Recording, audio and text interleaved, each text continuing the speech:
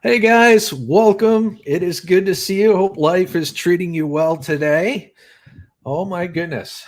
Yeah, this was kind of an impromptu live stream, guys. We had some discussions here and there, and we had an opportunity to have a very special guest today. So here we are. And I need the watch time too. So that's always a plus, right?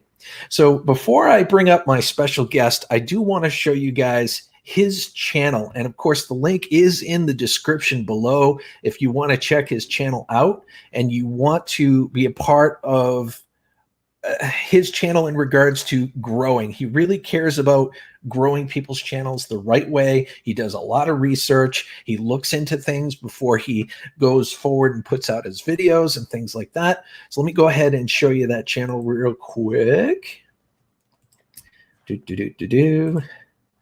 Bada bing. And that is Mr. Johnny25. And I love the banner too. The banner is fantastic. He does love YouTube, and it does show with every single video that he makes. And he asks, do you? It's very thought-provoking for sure. But let's check out the About section real quick and get to know Mr. Johnny25 before he's up here live. Hello and welcome to my home. The name's Johnny, and I've been with YouTube since 2006. I spent the last 14 years watching content, but not even thinking about making my own. For the last few years, I've watched and helped my wife, Mrs. Morrison, grow her channel. The pandemic changed everything. I got furloughed from my job, and I suddenly had a lot of time on my hands. That's where my YouTube journey began. Being an inexperienced YouTuber, I realized that I needed to understand how things worked, especially analytics and the algorithm. That's how I got into teaching. I really enjoyed studying and researching, and I wanted to share my knowledge with everyone. I eventually niched into live streaming and making educational videos. My invention, the Small YouTuber Show, which is really awesome, guys. You should check that out. That I host runs Monday through Wednesday at 8 p.m. GMT. I hope I get to see you there. Also, my Instagram and Twitter family, so we can stay together in contact and grow together. And he's got his YouTube channel right here. He's got all those links down here. Very enthusiastic person, very caring and passionate person. So without further ado, I want to bring up my good friend, Mr. Johnny25. How you doing, buddy? Wow. How are you doing? That was an introduction of all introductions, and good evening to you and to all of your amazing guests. So thank you so much for letting me be here today. I appreciate that. It's great to have you here. So generally what we do is we'll say hello to everybody real quick. My theme is I always give people a thumbs up and a high five whenever they come on in, just to kind of make sure everybody gets their fair hello and how are you. So I do want to say hello to Scrapping Irish. Great to see you. We got also there's sound effects as well.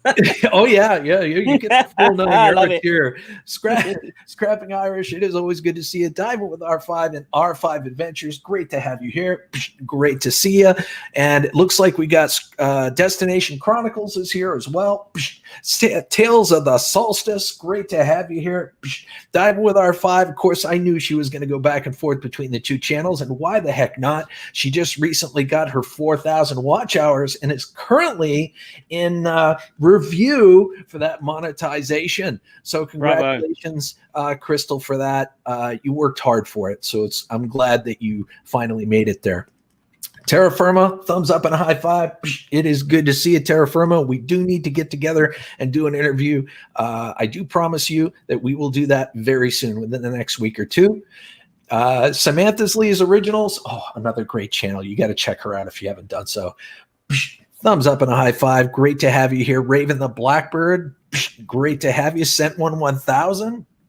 Hey, Puppet Short Films. Great to see you. I'm so glad to see a few people here and there from Mr. Johnny25's channel. It's great to have you guys come on over and intermingle. Welcome.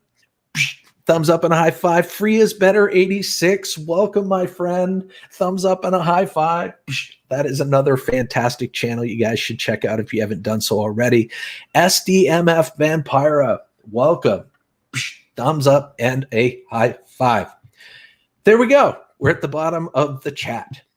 Yes. So, Mr. Johnny25, talk to me a little bit. I went through your About section, okay? But I want to hear in your own words, and I'm sure everybody wants to know a little bit about where your passions lie, what your YouTube channel is about in your own words. So could you explain a little bit?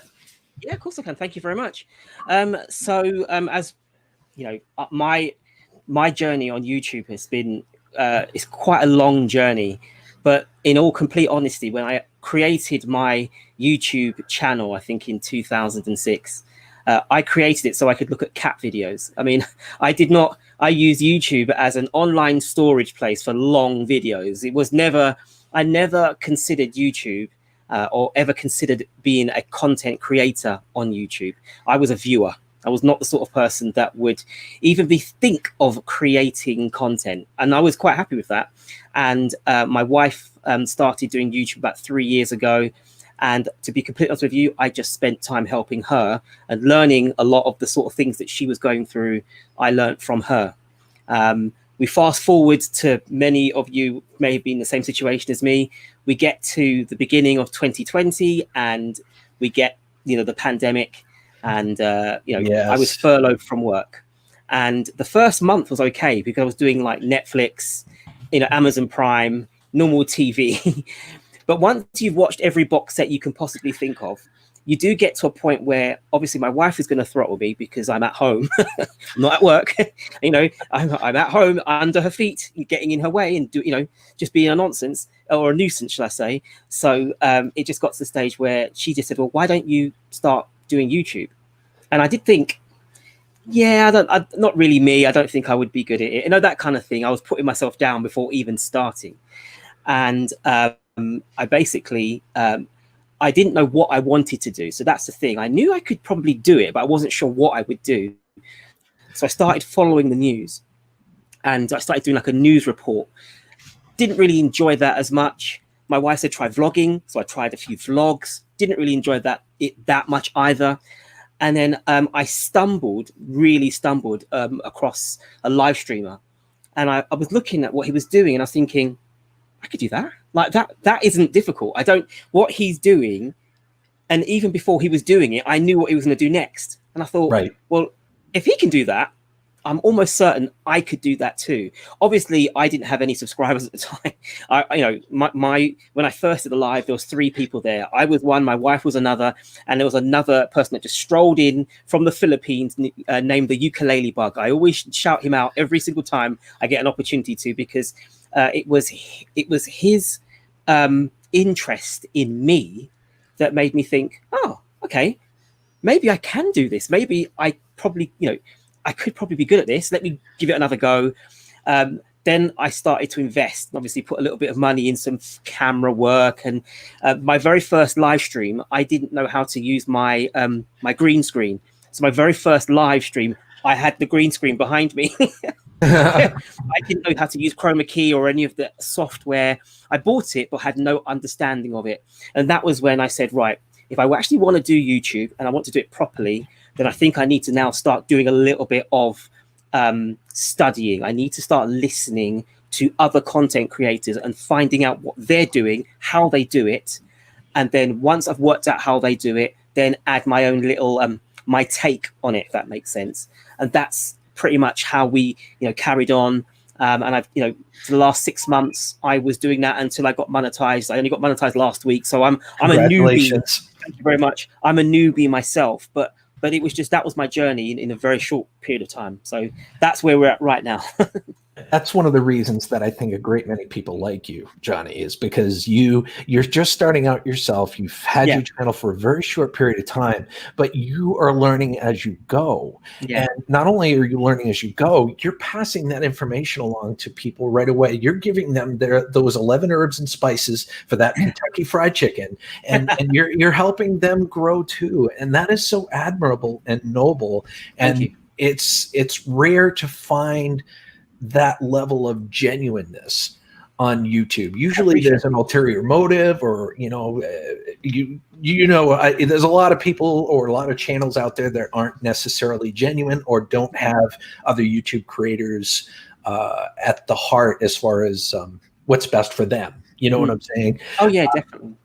But absolutely, I think that's one of the best attributes you have is the fact that you just immediately pass it along. You're paying it forward right away. I believe that I think YouTube is about community, and I recognize that if I was to try and do this alone, like as I said, my first live stream, there were 3 people in it: me, my wife, and the ukulele bug. And I learned in that one live stream that I need to get my name out there. In fact, I need to get known. I need to build a network around me so that my live stream will grow. And the way to do that was, well, okay, if who's going to listen to a newbie about advice? What do you know? You're new. You don't know anything. Okay, that's fair enough. So what I'll do then is I will then try my best to, as I go or as I grow with everyone as well. So whoever's with me will grow at the same speed as I do. So we're all at the same speed growing together. And if you like me, you might tell someone about me, and then that may then bring that person into my live stream or to my channel. And if you invest in me, because this is, like I said about community, but a lot of these connections are all about investment. Am I going to invest my valuable time in you? And if I'm going to invest my valuable time in you, what are you giving me back? So I realized those 2 things were always, I understood value, and I understood if I'm going to get your time, so obviously I want to get monetized. So I need you to be in my live stream. I need you to be with me when I'm going live. If I'm going to do that, I need to give you value. I need to give you something back that's going to make you say, yeah, do you know what? I want to hang out with you. And I thought the easiest thing that I could do is pass on knowledge. Anything I find out, share it out. When I find something new, tell them about it. And then they think, well, I've been to some live streams and I've got to pay to, get a blue jacket, or I've got to pay to get a shout out, or I've got to pay for that information, because people do, there are lots of people that do that. Obviously that's part of their business strategy. My business strategy was if you build the house and you make it pretty enough, they'll come, But you need to be welcoming. You need to be nice. You need to be friendly. You need to have that sort of personality that people go, yeah, okay, I'll give you a go. And I'll for the moment, I'll forget that you're a newbie, and you're telling me something that I may already know, or but then there may be a little nugget somewhere where you go, oh, I didn't know that. And that's what I hope. And that's been my model for the last 6 months. Pretty much that has been the model. And that's what I always advise to any other YouTubers who are going through the same process is, if you really want to win hearts, you need to kind of expose yours. You need to smile. You need to be friendly. You need to be, even though we are in different countries, you still need to be approachable and not too big-headed, or I don't want to, from being monetized to not being monetized, I'm still the same guy. I haven't changed. I'm not, oh, well, now I've got ads, therefore I won't speak to you. No, actually, now I've got ads. I need to work double hard, because there are other YouTubers out there that will be doing what I do, and they won't need to watch an ad to get to my content. They can just go straight to the content. So, there's lots of new challenges now that I'm facing, if that makes sense. I'm learning as I go along. It definitely does. And I'm glad you mentioned personality, because I feel that is so vital to have. You've got to have that personality. You've got to have that energy. And yes, you've got to have that value too. It doesn't have to necessarily be teaching people about YouTube. It could be anything. You could be educating people on anything, math, how to make a plush animal, a stuffed animal, whatever. It doesn't matter. But if you get the personality, you get the value, and you've got what's the word I was looking for? Buy-in of that. You know what I mean? Oh, yeah. And everything's going to fall into place naturally for you. And it has for you. It has. I mean, Mr. Johnny25, guys, is almost at 2K, and you've had your channel now for what, 4 or 5 months? So I actually started it in March. March, March is when I started. Yeah. Okay, so 7 months. Still, that's incredible for that short amount of time. Thank you. So there's definitely a lot of buy-in there for sure. I do want to welcome a few other people in here. It looks like we got Not a Great Gamer, thumbs up and a high five. Kane Zample, good to see you, or Sample. I'm mispronouncing names here. Scrap and Pallet Man, it's good to see you, my friend. Scrap and Pallet Man is a fellow scrapper. I don't know if you watched any of my videos, but I do. Can I just? Do you mind if I open up my beer? Sure, no, please. This is a casual. It's Sunday evening for me here in England, and I felt like I just want to relax and I want you to be 100% comfortable. Absolutely. But yes, Scrap Pallet Man is a fellow scrapper like me, and he's well on his way to 1 million subscribers. He's got like 250 some odd thousand subscribers already, and he just goes around collecting scrap metal and things of that nature. It's incredible what you can do on YouTube if you get that buy-in. That buy-in is so key. So I wanted to ask you a quick question before we move on to some other subjects. You mentioned Mrs. Morrison had a channel before you. What inspired Mrs. Morrison to create her YouTube channel? So so her name's Sarah. She wanted to express herself. I think it helped her with her mental health. She wanted to be she wanted to contribute, but she didn't know how. She's been an entertainer her whole life. She's a singer. She's so used to being in front of the camera, and she's had that as growing up, that she's always wanted to entertain. And for other, for lots of other reasons, she didn't go down that path, and she just carried on with normal life. And then I think she just got to the stage where she was like, you know what, I would like to actually make content. And she's grown her channel slowly. It's taken her a while to get to that point of monetization, but she's done it in a nice way, to the point where she hasn't had to do the whole sub for sub. She's got a core following of loyal viewers, not subscribers. I say viewers because they've bought into her. Absolutely. And they wait on her when she drops her content. And it's very different to me, because obviously she does like vlogs, and she'll do unboxings and shopping hauls, and tutorials, makeup, lots of those kind of things that are that us men, well, some men wouldn't necessarily be interested in taking part in. But actually she's built up a following around her channel. And the strangest thing is all the time that she did it, at no stage did I ever think to myself, I want to do that. Just didn't. I was always quite impressed that she would have she is a routine lady. I'm talking Monday, Wednesday, Friday, without fail, same time, 3 days a week, there will be content. And she took that on really seriously. And yes, she's a small YouTuber. She's just gone over 115,000 views to her channel, which to me is amazing. I think it's an amazing achievement for her, when you think that she does most of her filming on a mobile phone, and there's no sort of gimmicks and gizmos and all the gimbals and all that kind of stuff. It's her mobile phone, and it's her personality that has amassed the numbers that she has. And she's gone off, and she's doing really well. Now, everybody has different lives and has different situations in their lives. Now she's a mom. Does she have a job as well? Does she have a full-time job as well? Not at the moment. No. She's full-time mom. Okay, so I mean, essentially, that in itself is a full-time job. 100%. Being a parent. Yes. But yeah, I mean, to be able to find time to do YouTube it can be quite challenging at times.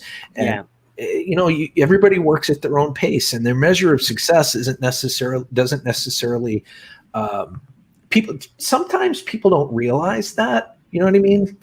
Some people think that you're doing YouTube full time, or you have all the time in the world to do your stuff. Why are you streaming every day or whatever? People have lives.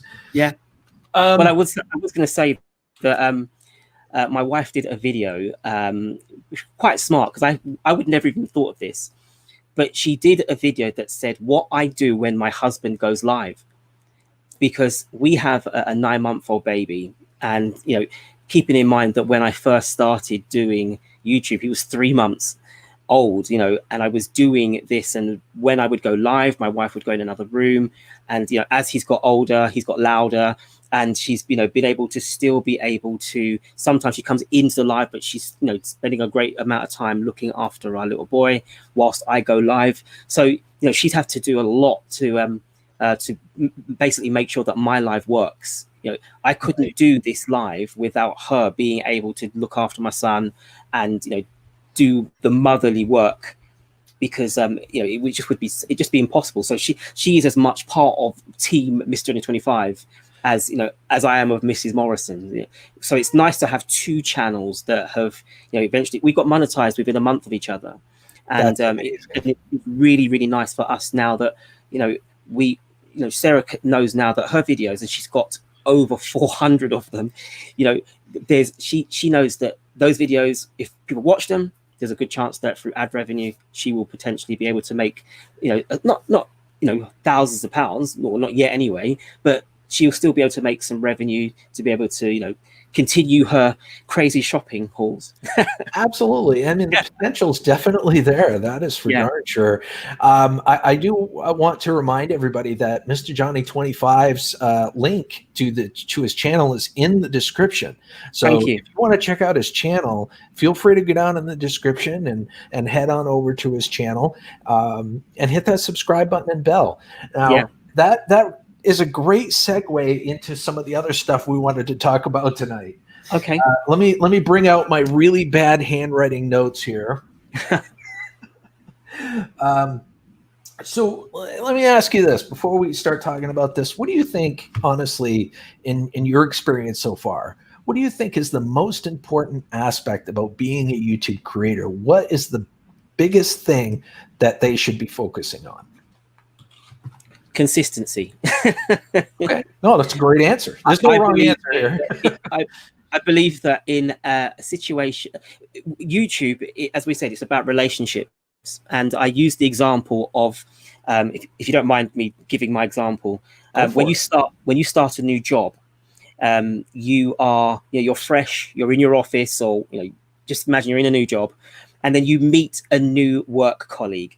And on that day, you hit off, you become great friends, you really get on really, really well, and you build up a relationship. And, you know, yeah, it's a work colleague, but they become a friend. You know, you spend more time with that person than you will do with your own loved ones. And over time, you build up such a great relationship that you can speak to them about many different things. And that connection is there. Now, what I say is, what happens when that guy goes sick or girl goes sick? They're not there, or they are, you know, for whatever reason, they're not at work. That shift that you're doing suddenly becomes a very, very long shift because you miss them. They're not there, you know. And I use that example as the same for when you start becoming consistent with your content.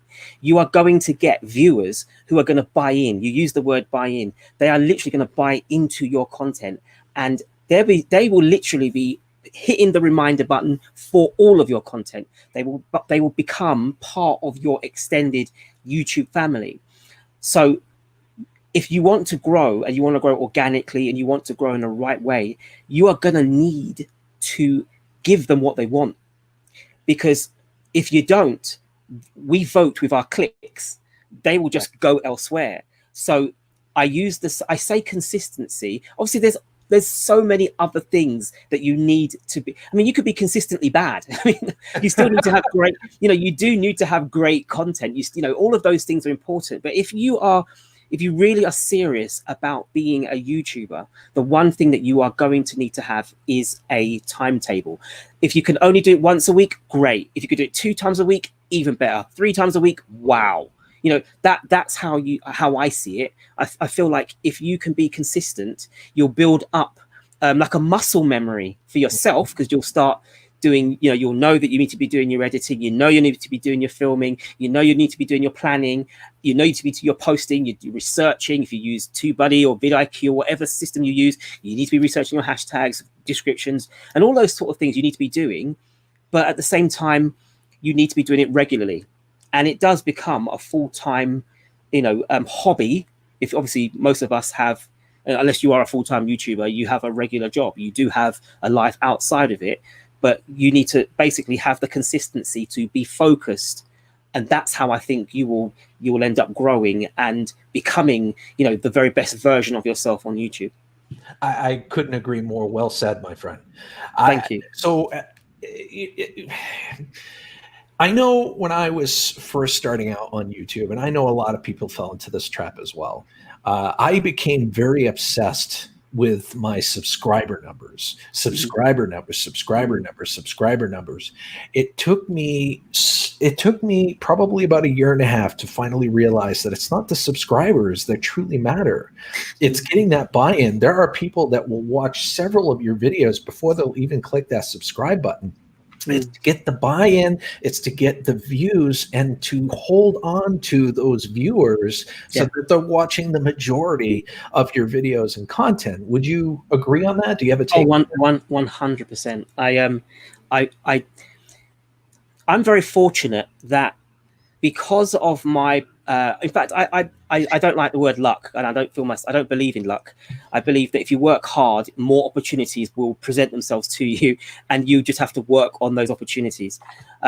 I've been very fortunate that I've got into contact with bigger YouTubers who've basically been able to pay it forward to me and say to me, once you get to 1,000 subscribers, forget subscribers, because you've ticked the box for what YouTube require for you to be monetized. Now focus on the content and focus on getting views. If you can get those things, you are going to end up being great. You know, you're going to have a great channel, it'll be healthy, and you'll be doing amazingly well. And I'm fortunate enough that I learned that at the earliest stages. I don't chase subscribers. I would love to. This is another thing as well, and this is partly something I've spoken to you before. That word credibility means a great deal to me. If I want to be someone who is considered intelligent or considered someone that knows what he's talking about, credibility via YouTube is based on numbers. And maybe I'm right or maybe I'm wrong, and you wonderful guests here will be able to, you know, correct me if I'm wrong. But the bigger YouTubers out there that talk about YouTube, we respect them more because they've got more subscribers. And when you are speaking about things where you're teaching and you don't have many subscribers, sometimes they look and say, well, what do you know? Who are you? You don't even have enough subscribers to warrant being a guru, if that makes sense. And that's the trap that I fell into. You know, I 100% fell into that trap because I do feel, I feel inadequate when I'm around bigger YouTubers, because I feel like, oh, wow, you know, you've done so well. You've got 5,000 subscribers, you've got 10,000 subscribers. You are, you're really doing well. And, you know, I'm a small YouTuber and I don't know anything. But what I found is that some of those big YouTubers have actually said, can I come on your show? I'm like, what? Like, you'll come to my show? Like, you do know I only have like, you know, 30, maybe, you know, if I'm very fortunate, 40 people in the live stream. I don't get hundreds of people. No. I like what you're doing, and you know, I want to come out, hang out with you. And I think, wow, you know, that's great. Thanks very much. I appreciate that. Because can you put that on your community post? I love the interview that you did with JT Is All Business. That was an amazing interview, and he's a great guy, isn't he? Yeah. I mean, so this week, am I allowed to say who I've got on my show this week? Of course. So I have a growth streamer on my YouTube tomorrow, because we're going to talk on my show tomorrow pretty much about the, you know, what's been going on with small YouTubers losing subscribers and the death of the growth stream. I know it's clickbait in a sense, but it's I'm trying to get it to people's minds that the whole sub for sub thing is, you know, is wrong. I know you want to grow, but you also need to do it the right way. And I've got his name's Kevin King, and I have him with me on the show on Monday. And then on Wednesday, I have a YouTuber called Michael Panetta, who is his channel is called Tech Examined, and he's another big YouTuber. I think he's got maybe 50,000 subscribers or whatever. But he, you know, I try to interview people who I believe will give really good value, because when we talked about value, I believe that if you're going to give me your hours, and obviously it's different now because I'm not chasing the hours, But if you're going to give me your time, your views, then I want to give you something back. I want to give you back value that you'll say, yeah, that was a good live stream. I enjoyed that. I felt like I learned something. I felt like from that live stream, I actually I learned something about, photography, or I learned something about how the algorithm works, or I learned something about my analytics, or how to engage with my subscribers in a better way. And it's just been a really, really good ride. I mean, last week I had Michael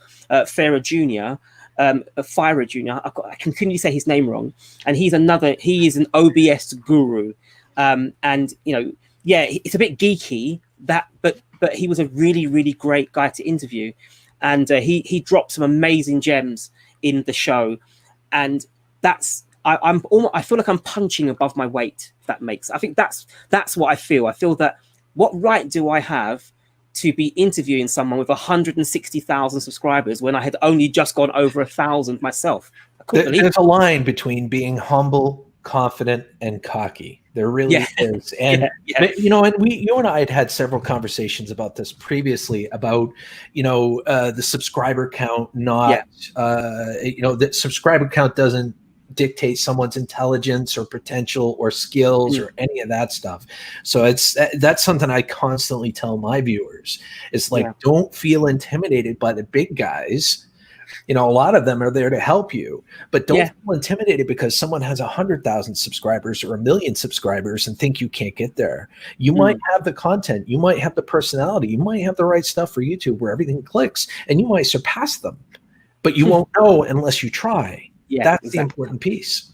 Well, I've taken my chances. If someone's come into the live stream and they've engaged with me, then I've got the work. I've gone to their Twitter, I've gone to their Instagram, I've connected with them, I've spoken to them, and I've said to them, look, this is me, what you see is what you get.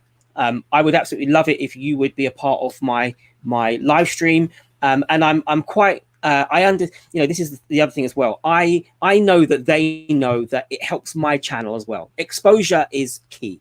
If I can get as much exposure as possible for my channel, then I definitely will grow. And that's why I advise anyone, if you're in the chat right now and you're thinking, how can I gain more exposure?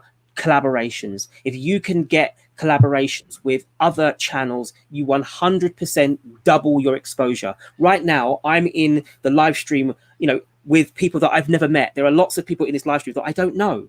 And if you like what I'm saying and you think, you know what, I'll give them a go, you may come to my channel and help me grow, and then we'll all grow together. And then you become part of my community, and that's how I think, if you want to grow moving forwards, really have it in your mindset that once a month in your niche, find someone that you could do a collaboration with to really grow your exposure, and try your very best to do collaborations. If you're doing live streams, get someone on your show.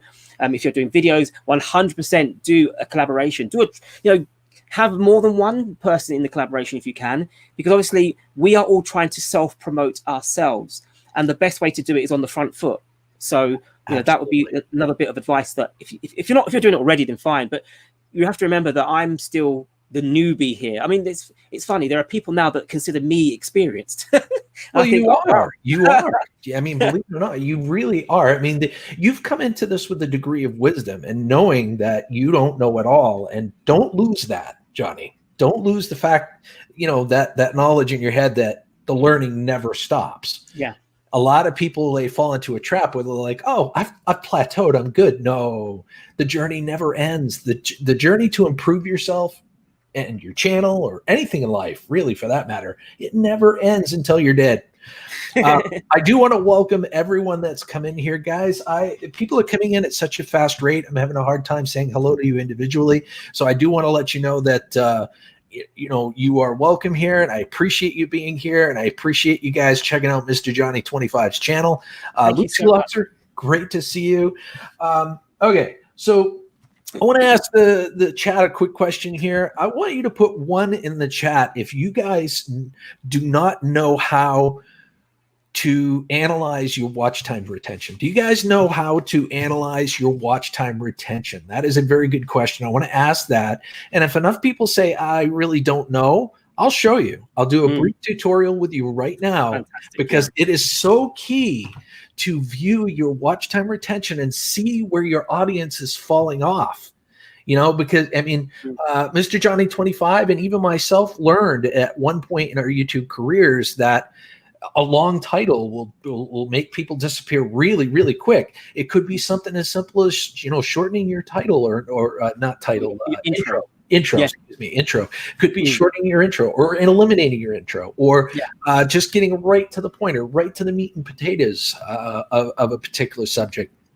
All right. Well, I see more than enough ones to do this. So I'm going to share my screen real quick and I will show you. And for anyone that's said hello to me and I haven't seen the comments, I must apologize. But thank you so much for hanging out here today. And yes, hello. I am really, honestly, you have no idea how, you know, this has always been a dream for me. This has always been, I love interviewing people, but I also love being in live streams in general. I think it's a really good way to meet new people. It's a good way to expose my channel. It's a good way for you to expose yourself to me with your channel. That is not obviously expose yourself. I'm just saying. A good sense of humor really matters with a YouTuber as well. Very, very true. I like to teach with humor, and I feel like if you can do that and you can gain, if people just enjoy hanging out with you, you'll never go wrong. You know, I almost believe that if you could pretty much tell someone they're fired, but if you are a likable person, they'll appreciate the way in which you fire them. I mean, there's a way in which you can do things. Obviously, it's bad news, Absolutely. but you know, there are lots and lots of ways to engage with people, and the sad thing about it is obviously the sub for sub side of it is the worst. It is, you know, it's just ultimately the worst way. And it was explained to, you know, later on we'll talk about it, I'd imagine. Yes, for sure. But it was explained to me why sub for sub is wrong. And that I think my mind was blown the way it was explained to me. And that's why I want to share that today, because it was just a mind blowing experience. But yes, please show us, because obviously retention is so important. Are we talking about the? Are you talking about the analytic where you see the video and as the video goes along? Yeah, that is brilliant. That is so, because you get to see in real time what you're doing at that particular time, or if anything were to drop off, or if you even had a spike. Like if you had a spike where people are watching a specific moment in your live stream, I think it's really important to be able to see that and see what you're doing and mimic it or stop doing certain things. So absolutely. So you click on the little icon, your little logo at the upper right hand corner there, and you go into your YouTube studio. Pretty straightforward, right, guys? So you go into your YouTube studio, and then once it loads, I got mouse on a wheel internet connection here, you go to your videos, and then from there you can go to each individual video analytics. So we'll just go to the most recent one that I have here. All right. And then you get to see all sorts of awesome information. And then you scroll down toward the bottom and you see, this is so key, watch time retention or audience retention. This graph tells you pretty much everything as far as how you're holding your audience, how long you're holding your audience, and how much of your audience you're losing throughout your video. Okay. On average, anything over 50% is not bad. It's not bad. You know, but you really want that percentage to be as high as humanly possible. So what you can do if you really want to dig into the meat and potatoes, like we were just talking about, you click see more, and it's going to pull up a whole new window where you can watch the video and watch the actual line go across the stream in real time. Let me go ahead and mute that.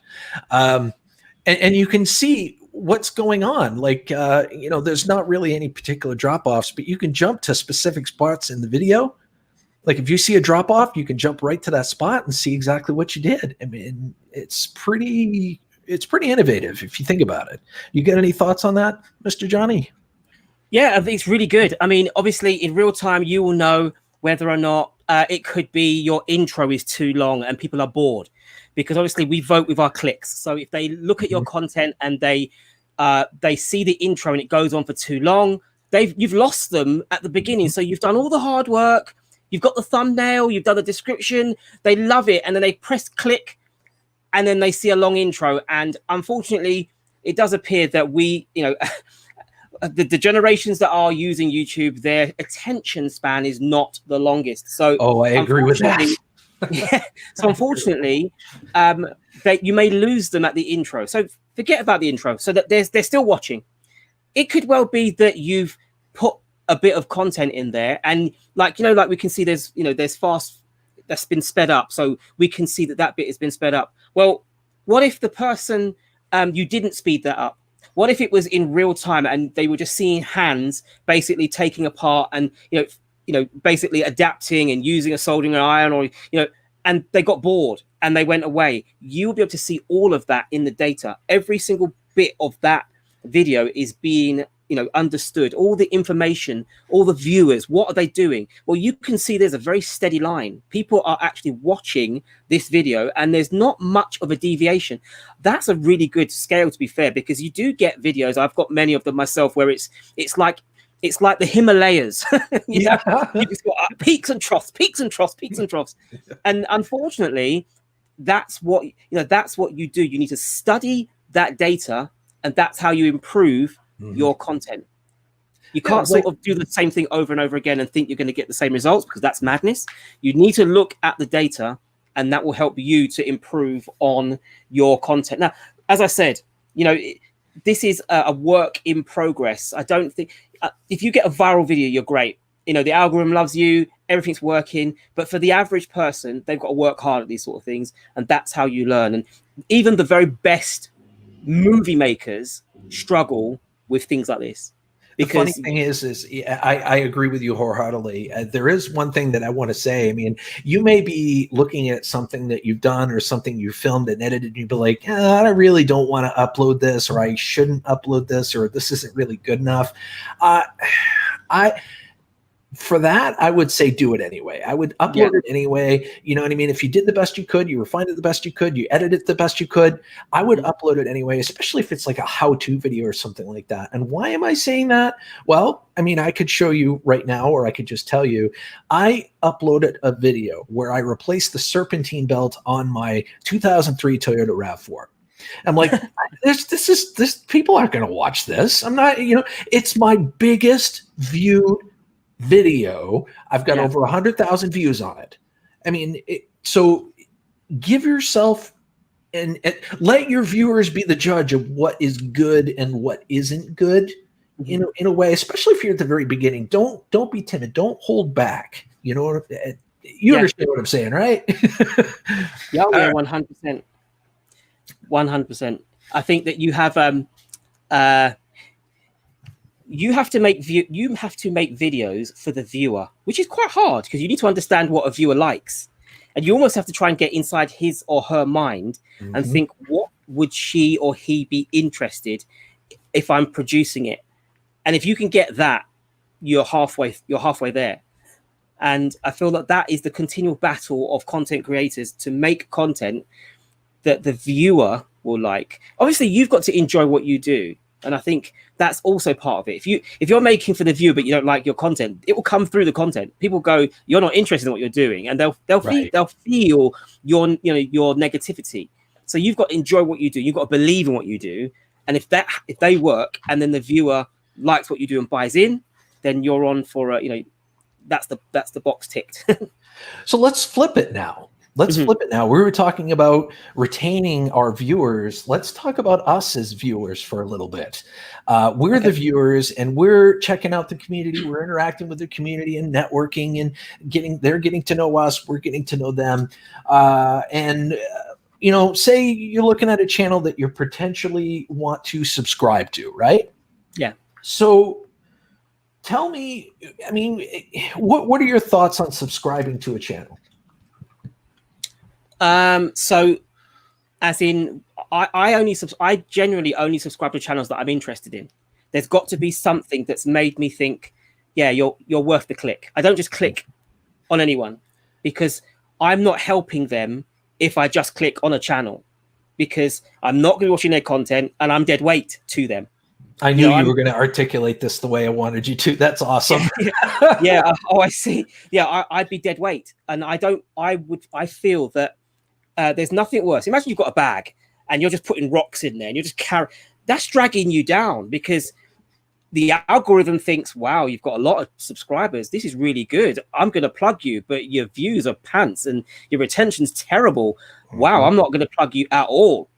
So, you know, you want to streamline. So I don't do that to channels. I don't, if you don't like, honestly, I would love to, I should do a video really, but I know that I'd get a lot of thumbs downs, and I'd say, guys, don't subscribe to me if you don't like me, because I'm not interested in carrying you. No, that would be the worst video ever. But actually, it'd be very honest, and that really would be what I would be saying. You know, I want you to be a part of my family, my part of my team, part of my show. If you are genuinely interested in taking that journey with me and following me down the road, or come hand in hand, give me a hand, I hold it, and we walk together. I don't want to be dragging you, and I certainly do not want to be carrying you. That makes perfect sense. Yeah, so when I go to a channel, what's going to draw me to your content? You know, are you funny? Is the content riveting? Is it interesting?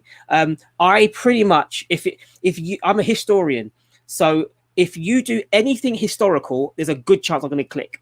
Just purely and simply because I love history is my favorite subject. I spent nearly an hour today just watching a documentary on Napoleon's marshals. That's my interest. And so I watched, there was a 2-part series, and I was frustrated when it said, and watch part 3. I was like, what? No, I want more, and that is what, as a content creator, you want from your viewers. You know, when I do a live stream, I love it. I absolutely love it when I say, anyway, guys, it's about that time now when I'm about to end, and they say, no, don't go yet, stay. To me, that says, wow, like, I like that. That says that what I'm doing is okay. You're not bored of me. You're not thinking, goodness gracious me, that was the longest 2 hours of my life, I'm not going to get back. They're saying, actually, I want to consume more of you. Superb, let's continue. And obviously that was in my grinding days of trying to get my public watch hours. not so strict on that now, but I still want to give that. Now they say the battle is quality and quantity. When I was trying to get my monetization, I was very much on the quantity, and I may have not been as good with the quality, but that was based more on my inexperience. I feel now that I'm trying to focus more now on the quality and giving an experience. When you come to my show, I will dress up. I will act the part. I will speak to you in a proper manner. I will direct you, and I will say hello to you. I welcome you to my, I will do my very best so that when you come into the stream, you think, I like being here. This is a good place to be. This is a good place to learn, and this is a really good place to experience new. I don't know if vouch for that, guys. I can vouch for that. Thank from you. Experience. I don't know.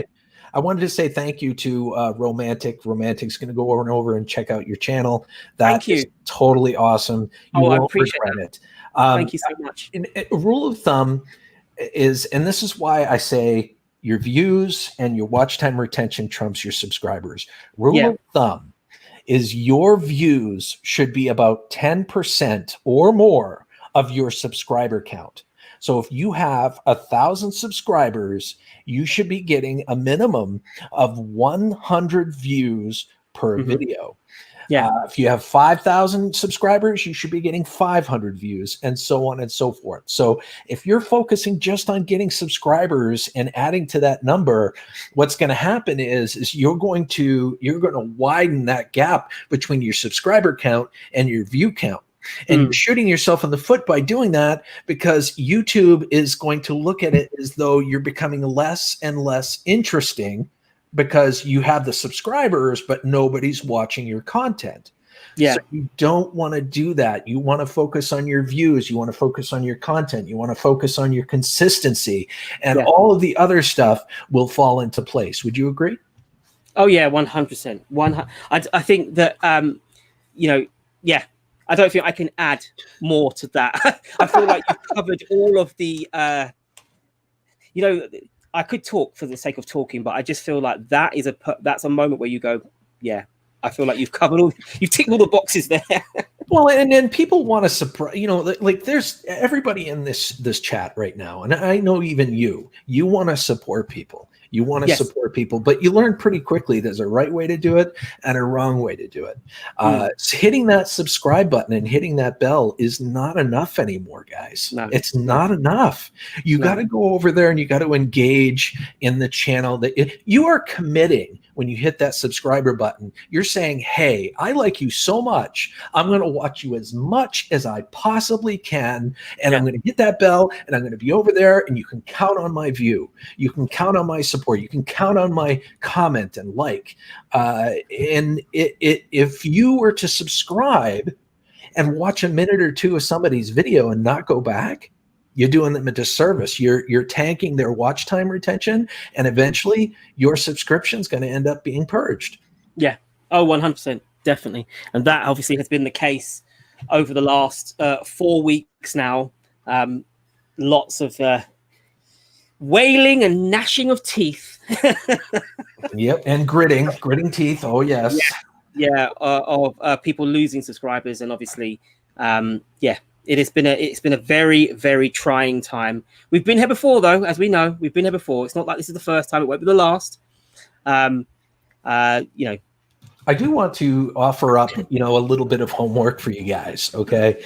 I think, and this is not a matter of fact, this is theoretical, guys. This is something that is an opinion and nothing more at the present. But I have a suspicion that YouTube is targeting links and chats. Yeah. Okay. Specifically more with grow streams than anything else. And if people act on those links, they're focusing more on that. Like if they see that path that you followed from a chat over to someone's channel and subscribed, they're going to immediately look at that and go, hey, they're not interacting. They're not viewing. They're not engaging with that channel. So we're taking that subscriber right away.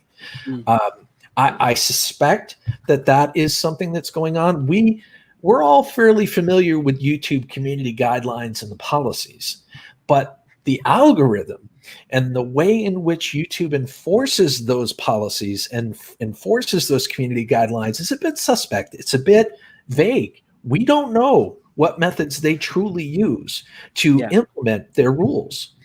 So it's something to consider. When you are engaged in a chat and you're interested in a channel, don't click on a link in the chat. What you want to do is copy and paste that person's name and go to and search for it on YouTube. Search for the channel via YouTube and go to it that way and hit that subscribe button, the bell, and watch the video that way. Because I think YouTube views that as a more organic approach. What are your thoughts on that, Mr. Johnny? I can 100% totally agree with you. I have my hands up and I say it all the time. When I first started doing the whole growth streaming, YouTube, going into live streams and sub for subbing and all that kind of thing, I first started out seeing people say, yeah, drop your links, drop them, because that was what people did. So I thought, oh, that's what I do as well. And I basically got a rude awakening. I reached out to a big YouTuber and asked to interview him. And he said, no. He said, I wouldn't touch the growth live streams of a barge pole. I just would not go anywhere near it. It's bad for my brand. It's bad for my name. And it was a shock to me. In all honesty, that was a real shock to me. And I thought, sorry, come again, And then thankfully he wrote again, and he basically left me some key things that I needed to do to change my outlook of my live stream. Now, at that time, I was getting between 40 and 50 people in a live stream, and I was just grinding, and it was just a free for all. And then I basically just said, enough is enough. No more sub for sub. Do not come into my channel and do any of that nonsense. I don't want it here. And I did a clear out. And did I suffer? They vote with their clicks. They just went elsewhere. It's like detoxing, guys. It's like it detoxing. was a detox. If you do sub for sub, and then I went. Sorry. Oh, you're fine. I went through, a good 6. In fact, I was told this would happen. I went through about 4 to 6, maybe even 8 weeks of doing my live streams where my numbers just went right down. And I was looking at, 15s and 10s, and it was just the core people who liked me that were coming into the stream. Now, at the time, that was quite demoralizing for me, because I was thinking, oh, maybe this isn't going to work out, because obviously I'm not growing and not doing. And I was watching the other channels where the people that were in my live stream were going to. So I was watching them go over there, and I was thinking, you used to be in my live stream. Why are you not with me? Oh, it's because I do it properly and they don't. And so it's easier for them to go over there and grow. And, you know, you can't do that because my live stream is not like that. So anyway, I did it the right way. But what it did, amazingly, was it started to cleanse my channel of, you know, the toxic subscribers. It started to cleanse my channel of people that were giving me no value. They were just a subscription. They were not a viewer. And they voted with their click. They just unsubscribed from me. Thank you very much. I appreciate it, because you actually helped me. So when we did go through the purge, the subscriber count, number audit, as some people have been calling it, I didn't lose that many subscribers. I was thinking, oh, okay, I've not lost. Like, I'm hearing people saying they've lost lots of subscribers, and I was like, I haven't. I'm gaining, whatever I gain. Or on my analytics, it shows that I'm gaining 30 and I'm losing 30. If that makes sense, I'm at zero. Whereby with other channels, they were gaining, 10 and losing 40. I was thinking to myself, well, I'm not quite sure what's going on with the analytics, right? Like, it does seem a little bit up and out there with the clouds. But my channel just started to. It was like a detox. It was a good word. It was a detox. I cleaned my channel, because I did things the right way. I had to go through the cold turkey, and that cold turkey was the 10s and the 15s and speaking to very small numbers. But I carried on. I did not stop. I kept going, and I just carried on going. And the longer I did it, I started to pick up new people, and people that wouldn't touch my channel with a barge pole suddenly said, "Yeah, I'll come and hang out with you." And oh, I know someone that maybe you might want to interview. Really? Wow. Yes, please. Boom. They come into the stream, and it just started to grow from there. And, I'm still very small, but I feel like I'm on the verge now where things are starting to really change for me, because there's lots of other avenues are starting to open up, and those avenues that are opening up, that's what I pass on to, obviously I've created a membership for my group, for, people that come into my channel. I just share that information out, because I don't want to climb to the top of the mountain and lift the ladder up and stay there and look at you guys and say, ha, I'm up here. It's a bit lonely up here. I'd like to be able to say, come guys, let's all go up there together. We're the next generation of YouTubers, You reminded me, you reminded me and refreshed me a little bit when I started watching you. You are a go-getter.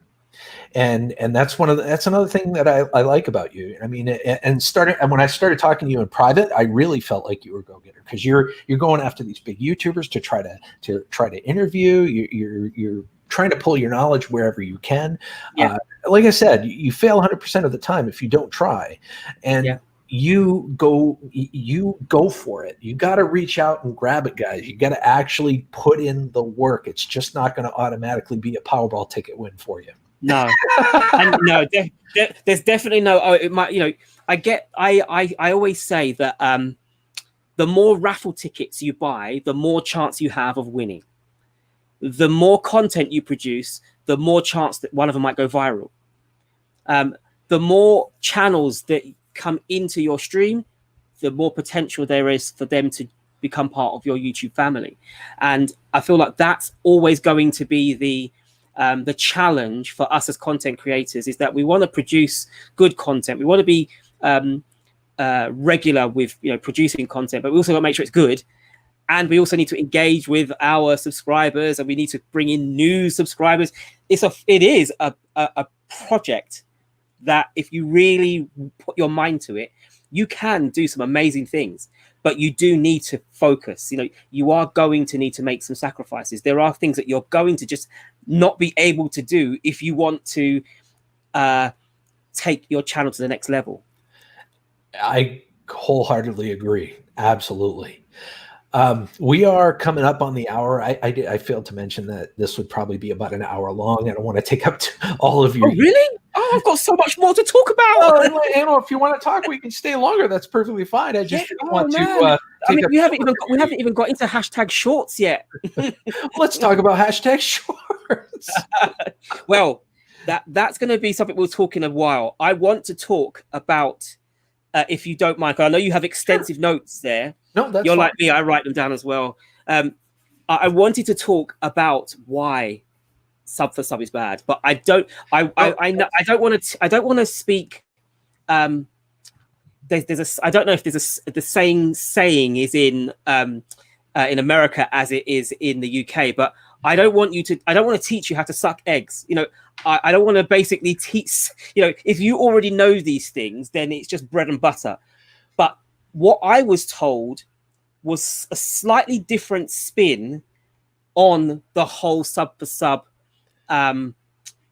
explanation, if that's the word I'm going to use. And I'm hoping if there's just one person in here that doesn't know what you're about to say, then it may help.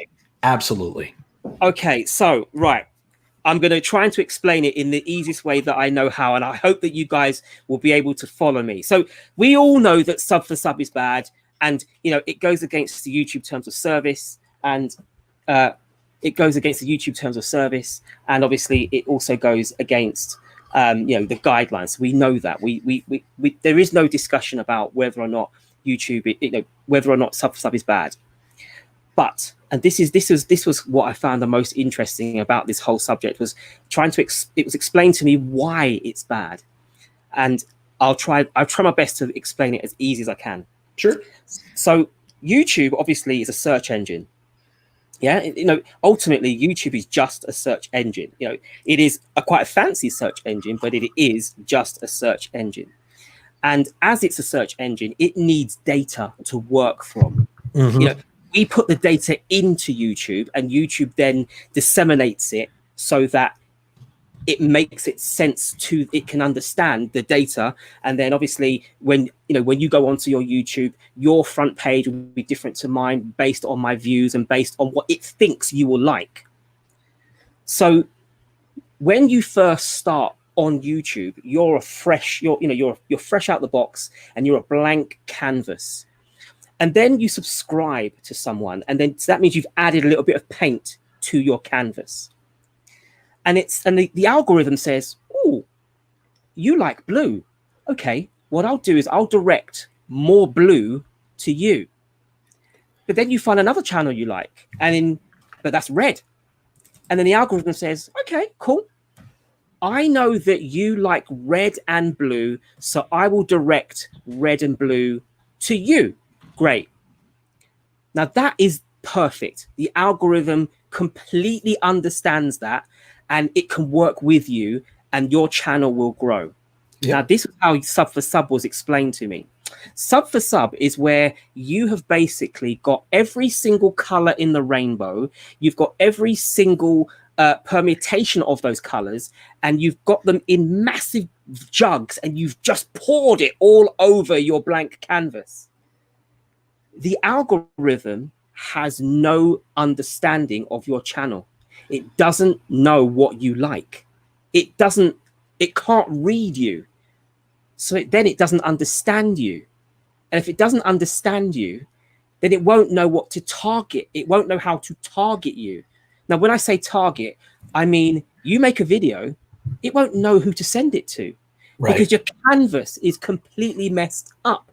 That it goes, I think you like blue, but you might like pink, and you might like green, and you might like red, and you might like turquoise, and you might like, you know, transparent. You know, there are so many things messing up your palette that it has no way of being able to promote you. And this is the thing that really just ting. It was that moment when my brain went, a sub for sub channel, once it builds up too many of those dead weights, of those colors on your canvas, you ruin your opportunity to grow, because the algorithm will then say, I can't read you.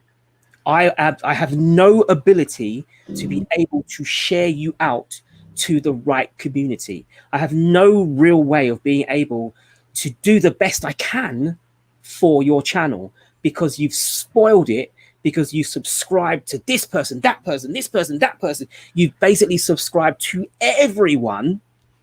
And because you've done that, you have basically got your revolver and you've shot yourself in both feet. You have no ability to walk, and the algorithm has no ability to fix that. So I asked the question, when it was told to me, I said, well, what do you do to fix that problem if you're loaded with all of that canvas? And I was told, start again. My jaw dropped. I said, what's that again? They said, the algorithm, you either have to do a cleanse where you basically re-educate, you turn the page, in fact you throw that book out and you get another canvas and you re-educate your algorithm, and that could take years, or you start again. And I know that's quite scary, guys, and you obviously there are, you know, you may have your own versions of that explanation, but that was how it was explained to me. And it would totally, I totally understand why channels that are loaded with dead weight cannot grow. Their videos don't get viewed. They don't get suggested. They don't get out. They're basically, their content gets, they put their content up. YouTube goes, thanks, but I don't know who to send it to, because you've already spoiled your ability. You've already spoiled your chances, because I don't know how to read you. Now, I hope that was not too complicated. No. I forgot about that aspect of it. You're absolutely right. The algorithm does look at that too. I mean, in addition to your titles, your description, your tags, your hashtags, and all of that stuff. But it does look at the people that you subscribe to as well. And on top of all that, it adds to what we had talked about earlier about gaining all those, you know, all those numbers are dead weight. If you do sub for sub, they're not going to view you. They wanted you to subscribe to them so that, or they subscribed to you so that you would subscribe to them, and neither one of you are going to watch each other's content. It's just not worth it, you know? So the purge is actually a really good thing. I know people have said, oh, you know, I got to 1,000 subscribers and then I'm now down to 900. I've got friends that happened to, and I say to them, actually, this is a great thing, because you had 100 channels on your content that you were dragging. They weren't watching you, they weren't liking you, they weren't you know, giving you any kind of watch hours. All they were doing was saying, click, I've subscribed to your channel. Now you've got a chance to repaint your canvas and do it in the right way. And it is, when it was explained to me that way, it made me, because I realized, I'm, you know, have I got enough, you know, in an ideal world, you have 100 subscribers, you get 100 viewers. Yeah, that's perfect. But the reality is you may have 1,000 subscribers and only get 100 views. Right. 10%. Great. What happened to the other 90? And that's what we need to tap into. We have to work out, how do I get access to the other 90%? What do I need to do to get access to them and get them to buy into, you know, brand, you know, Gil Skills, or brand MrJohnny25, or brand Nomad Unbroken, or Gene Hassenbauer? How do I buy into you? What do I need to do? And when it was explained to me that way, I suddenly realized that the growth streams that I was going into were actually getting the revolver, and I was shooting myself in my feet. Now I go there more just to be in a community and talk and hang, but I don't grind. I have no intention or any interest in growing my channel through that avenue, just purely and simply because I know that I don't necessarily think you're not going to join my family. How would you gonna guys like to have all that dead weight and have 2 shot feet? That's not good. no, definitely not. And do you understand what I mean? And it's really sad because lots of new subscribers. Oh, when you first join YouTube, you only have 2 targets in your head: 1,000 and 4,000. And those are the only targets you have. And it doesn't matter what you do, that's all you are interested in: getting 1,000 subscribers, getting those 4,000 hours. You get them, you tick the box, and yay! But most people unless you get a viral video, most people hit the 1,000 subscribers first. And they do. Most people hit the 1,000 subscribers first, and then they start grinding out the hours. And it's when they hit 1,000 subscribers, they suddenly realize, I've got no hours. I've got subscribers, but I've got no hours. And now, okay, it may have taken me 3 months to get those, 6 months to get those 1,000 subscribers. I've now only got 6 more months to get those hours, or I'm going to lose or I'm going to start losing time as I'm gaining. Absolutely. First day of my 365 is now lost. I've now gained 366. I've now lost day 2. I'm now on 367, and I need to be producing content on those days, or I'm just losing. Right. And you're constantly now chasing. Now, yeah, lots of YouTubers don't understand that, and that's part of the reason why, yourself, myself, and other streamers, we try to get that across. But there are too many YouTubers that are just focused on those 2 numbers, and because they're only focused on those 2 numbers, they're selling the wrong message. If I go into a live stream, it's got 50 people in it. Oh wow, you must be really, really good. Now I think, what are you giving as content? What value are you giving? So I go in there. Oh, it's a growth stream. Okay, I can come out again now. I don't think, oh, do you know what? This is a great. This isn't. You're educating me on something, and I'm learning. All you're doing is saying, yeah, come, keep going, guys, keep going, keep grinding, keep baking, keep getting your cakes. Keep dropping your links, all those kind of bad things. But obviously, 4 weeks ago was Armageddon. It was the day of reckoning. We had the day in infamy. We had that moment when you woke up and all of those subscribers that you had been grinding had gone. And I did a live stream on it. I did a video on it where I was trying to explain that this is not a bad thing. This is really, really good. However, I didn't anticipate that 4 weeks later, I would still be saying, wow, it's still going on. People are still losing. Yeah, it's definitely a part of the cleansing process to get rid of the dead weight, if you will. And you're right. A lot of people shoot themselves in the foot by just concentrating on the watch hours and the subscribers, and then they hit that plateau and they meet both, and they're like, now what? Yeah, you know what I mean? They burnt their candles at both ends, and now they're going to have to go through that cleansing period themselves, and maybe not see any growth for like a year, 6 months, or whatever. And that is discouraging. And that's why a lot of people tend to leave YouTube, and that's a shame, because there's a lot of potential, there's a lot of skill, talent, passion that is disappearing from YouTube because of that. But I feel like there is so at the turn of the beginning of 2020, when all of the lockdowns and quarantines started to happen, lots of people like me joined YouTube. Well, lots of countries now are coming the other side of that now, where they're, people are going back to work, and people's focus has gone away from YouTube. Lots of people who were very active, and I've seen it myself. There's lots of YouTubers who I thought were going to stay the course are not here now. They've created their channel, they've done really good work, and 7-8 months down the road they're gone.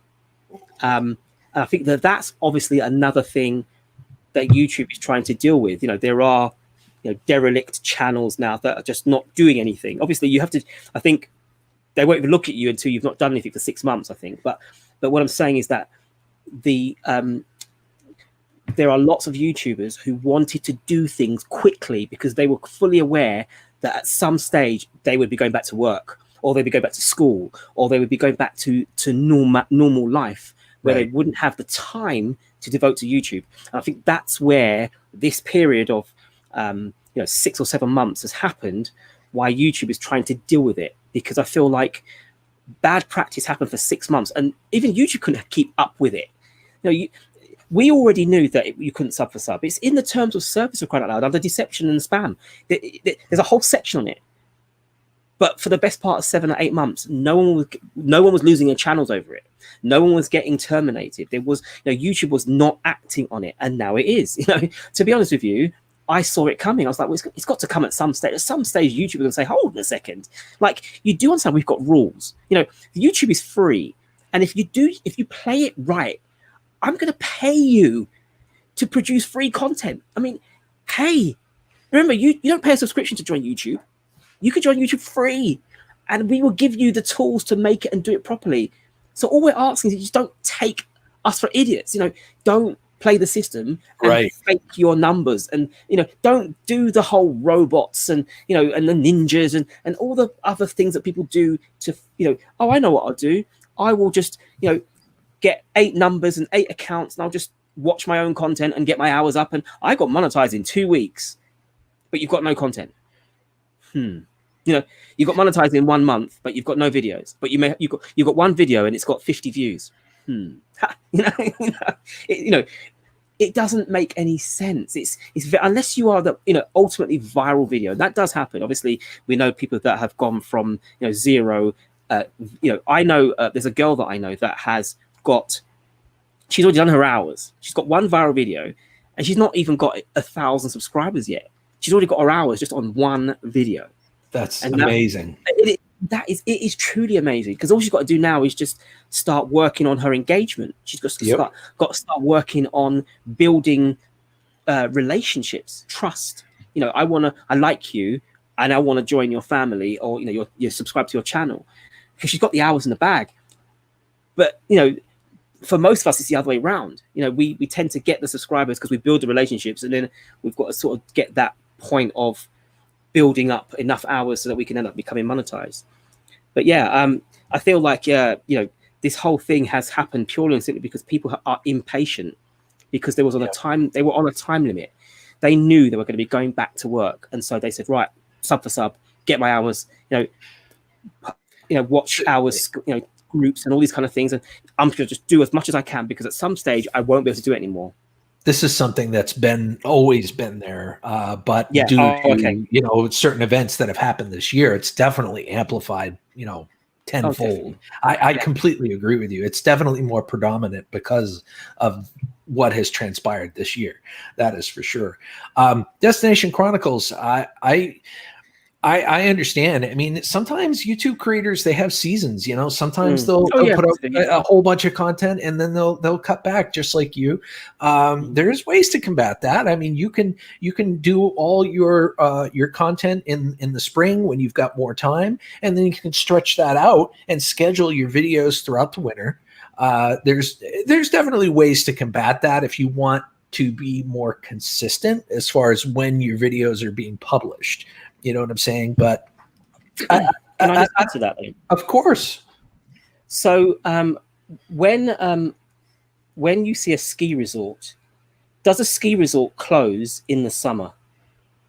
It doesn't. It repurposes itself. You can do hikes, or they repurpose the ground to do other activities. I go skiing quite a lot in Italy, and in the summer, where I ski in a place called Livigno, in the summer months they repurpose the mountain to do other things. So there's hiking, they do camping. There's lots of other things that they do.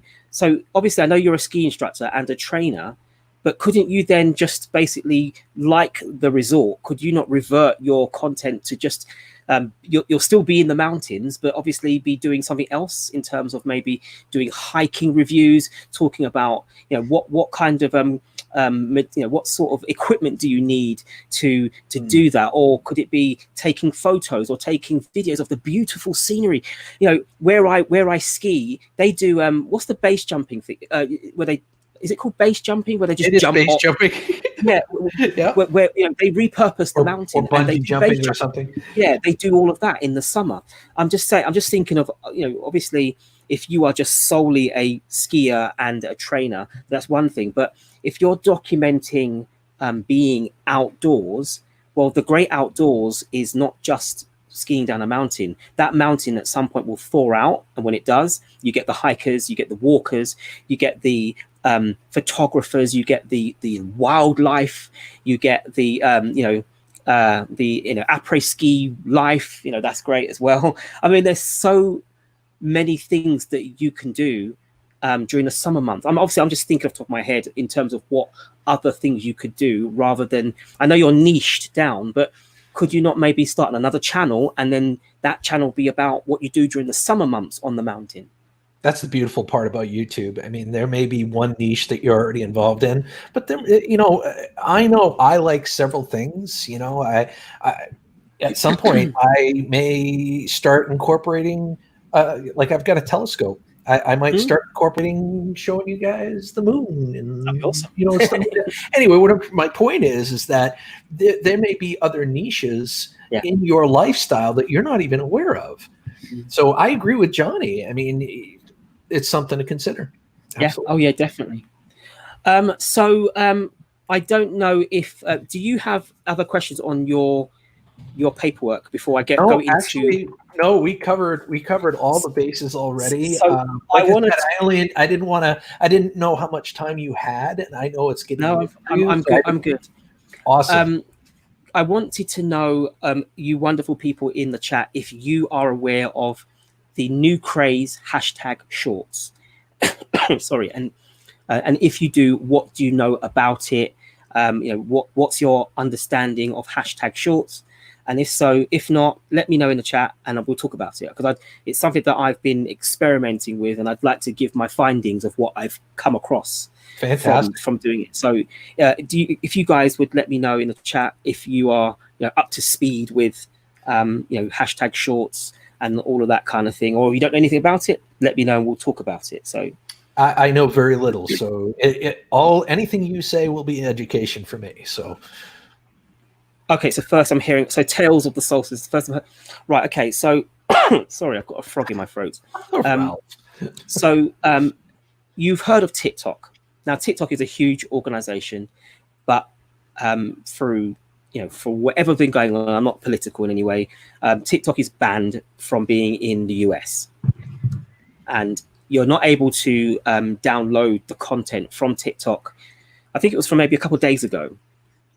Now, that's a massive, massive genre that's come out of nowhere, where you can make very, very short videos and share it out, and people have made money on it. And obviously, where there's money, there's advertising, and where there's advertising, there's people, there's growth. In fact, there's a wealth. I'll say wealth. There's a lot of money involved. So anyway, TikTok is losing a great deal of the market share by not being able to promote its activities in America. Now, YouTube being YouTube, it said to itself, we need to get a bite of that content, a bite of that pie. YouTube, as we know, is a content creator, is about content and making lots of it. YouTube loves you being on the platform. And so the longer the better, because the longer you're on the platform, the less time you're on Netflix, the less time you're on Amazon, the less time you're anywhere else, and they can pump more advertising your direction. So it's kind of left TikTok to one side and forgotten about it, because TikTok's just annoying cousin that actually got very, very big. Anyway, it's true. once TikTok was no longer able to do its business, YouTube said, okay, we are going to now start promoting #shorts. Basically, to basically take the market share. What's missing in America, they want people to come over from TikTok to YouTube and do short videos. Now, these videos have to be shorter than 60 seconds in length. So these are very, very short videos. They need to be shot on a phone, and they need to be shot in landscape, not how we usually do it. They're shot in that way. So you'll get the two black, what do you call them, up the sides, you know, the borders. You'll get the borders because you're shooting in landscape. Sorry. So because you're shooting in landscape, you're getting that kind of image, and you're shooting for less than 60 seconds. If you do it for longer, it won't come under that section as a hashtag shorts. Once you've made that video, you upload it from, obviously, from your phone in the same format. And I mean, I think you can do a thumbnail, but to be honest with you, most of the content, you don't see a thumbnail actually on YouTube. So there's no point making a thumbnail because there isn't one there. You are literally clicking on, and for however long that video is, you will see that video. There is no thumbnail. So think about it this way. If you are doing Vlogtober, you now have the opportunity to do Vlogtober by making a video every day, and it only needs to be 60 seconds long or less. 15 seconds is ideal, but 60 seconds is the maximum. Now, I know I've seen Ralph Murik has said the wrong way. Yes, we've been taught to film that way, but for a hashtag short, you are to film that way. But, and this is where I said that I was doing some experimenting. So what I did was I started dropping some videos on, I created a completely new channel. So not my channel that I'm having now. This was purely for experimental purposes. This isn't, you know, I have no interest in having a second channel. I just wanted to see for my own eyes what this would do. And I basically put on, it's Johnny Morrison, my name. I created another channel and I dropped in there, I think maybe 6 or 7, 1 minute or less hashtag short videos. And the views I got, now keeping in mind, I didn't have any subscribers. This is what really threw me. I created a channel with no subscribers and I started to get views, and lots of them. So I have no subscribers, no promoting, no shouting out, no doing anything. And I was getting like, now I know this may not seem like a lot, but if I can get 50 views on a channel that has no subscribers, obviously I did get I made a photo of myself. I did a banner. I didn't just leave it completely blank. I did make some effort. I put, you know, I think I even copied my about section from my other video and put it in that one. That's how basic. I subscribed to it earlier before we started. Okay, so I basically put these videos purely for experimental purposes. So what I did was when I got to 50 views on one of the videos, I said to myself, I'm going to try it on my own channel and see how it goes. So I put it on my own channel and I started getting hundreds of views. And I thought, like, what I'm going to do is I'm going to just do a video of me filming a dripping tap.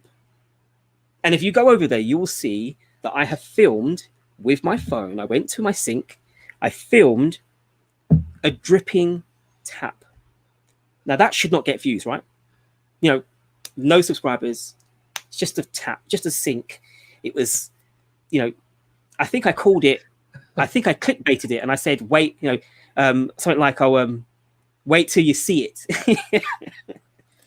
Take care, Gene. Take care. Take care. Sorry. Thank you so much, Gene, for being here. And I hope that we are now family and you can check out my content as well. So anyway, yes. I then went over to my own main channel and I put some videos on there. And what I realized, it was this moment where I thought, goodness, if I wanted to do Vlogtober, I could do Vlogtober just by doing hashtag shorts and I'd probably get a lot of views. And it's getting me views. And see, this is what I kept thinking to myself. I'm getting views from people that I don't know. They're not subscribers to my channel. I don't know them. And not only are they viewing, but they're commenting as well. Like, okay. That's awesome. So you've got a video that, so then I suddenly thought, I was literally in the kitchen and take care. I was in the kitchen and I thought, if I wanted to get information out to all of my subscribers, how would I do it? And I thought, well, what I would do is I would do a community post.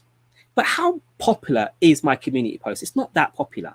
I don't get lots and lots of people checking out my community post. So then I thought, well, then what I would do is I'd probably go to my Instagram. But obviously there are some people that might not check out my Instagram. And then I thought, well, okay, last resort, I might go onto Facebook and I might go there. But that means I've tried 3 different places to try and get hold of people that I only want to get from YouTube. So is there a way of me being able to get all of that focus on YouTube? And that was when the light bulb I went #shorts. If I want to make an announcement, if I want to tell my subscribers anything, I just get my phone, I speak to my phone for less than 60 seconds, and then I post it to YouTube, and I get lots of views. No, it's a nice segue question here. Is are they uploaded the same way? I would suspect so. Perfect, the same way. Literally, if you are using, obviously I use an Android phone, but it'd be exactly the same way. You literally take a video. What I would suggest you do, sorry, is go on to vidIQ's website, YouTube channel, because they did a whole series on it where they were looking at the data, studying it. Now, they talked about Mr. Beast. Obviously, he's a big YouTuber. Oh, yes. And he created an entire channel devoted just to #shorts and has already got over 1 million subscribers. Wow. And lots of views. And obviously, YouTube are still trying to work out the ins and outs. Now, for you monetized channels, can you monetize a #short? Yes, you can, because I've already seen ads being played in front of my 60-second video. You can premiere them, I believe. I wouldn't do it myself because I wouldn't, build up for a 60-second video. But you can use #shorts as a means of announcing things. So, hi guys, I've got a new video coming up. It's going to be out in about 2 hours time. If you're around, definitely check it out. Boom. You've now done an announcement that's going to be seen as a notification by all of your subscribers. If they've got the bell, they're going to see it. It's a lot more visible than a community post, and more importantly, your video will be seen by the general public. So you have advertised to everyone. I think that even for that reason alone, the #short genre is a success. Don't get me wrong, you're not going to get monetized on it. Well, you could if you get a viral video. I look at some of my videos and I've got 11 minutes. Yay! But that isn't the point. The point is, it's not the minutes I'm talking about. It's the views.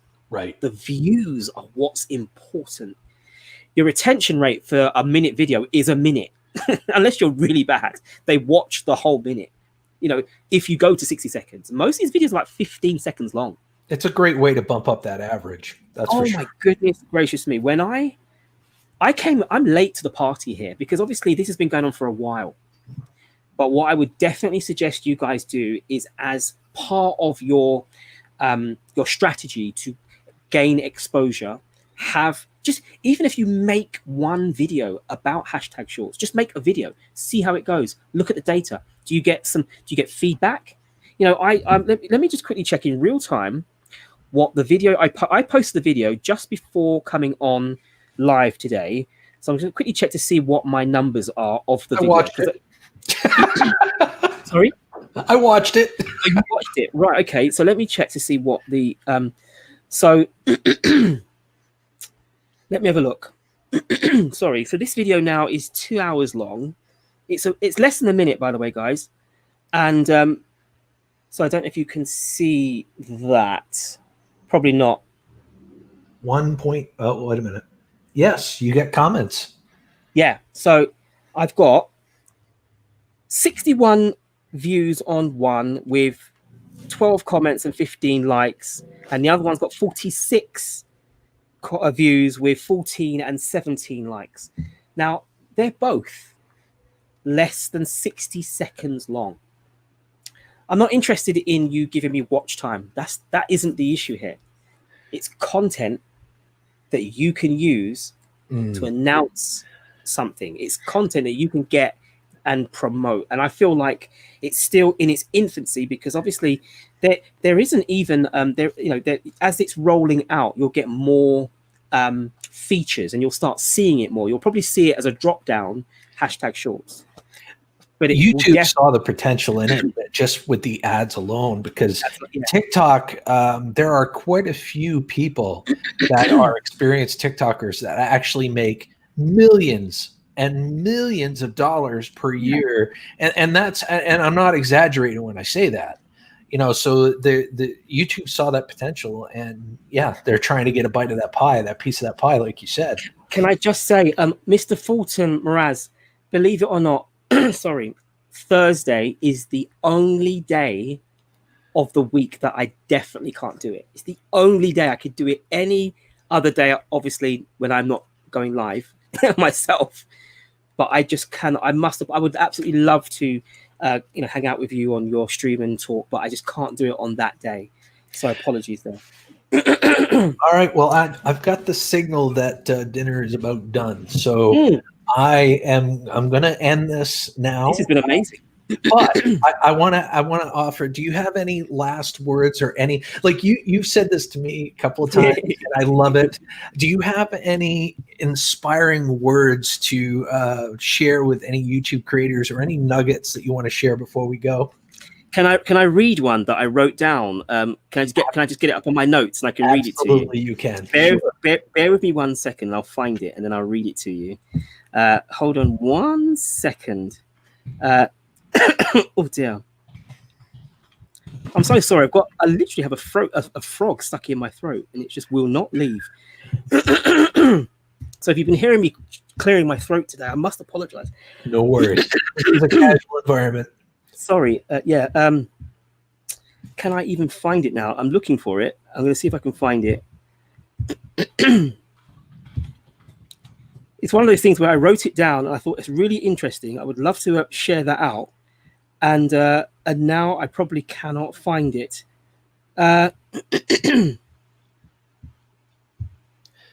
Well, while you're looking for it, I want to say I'm gonna fill in a little bit of time here and give you a chance to find it. Sorry, I know. I want to say thank you all for being here tonight, and if I hope, and I'm sure Mr. Johnny25 feels the same way. I hope that anything that we had talked about tonight helped you, or inspired you, or educated you, to get you in the right direction, maybe get you out of a funk on YouTube, or educate you a little bit, or whatever the case may be.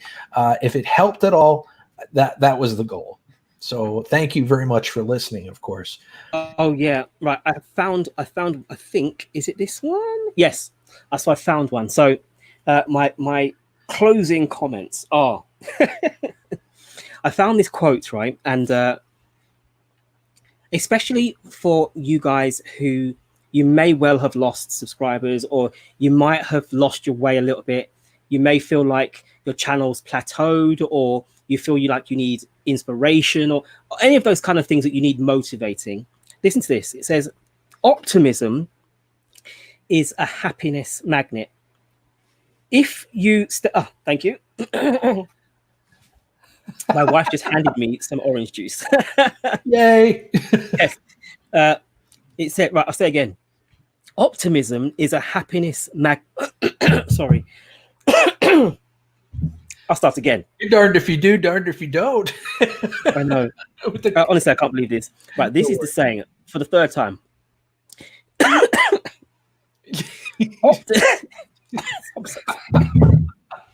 It's all good. I can't believe this.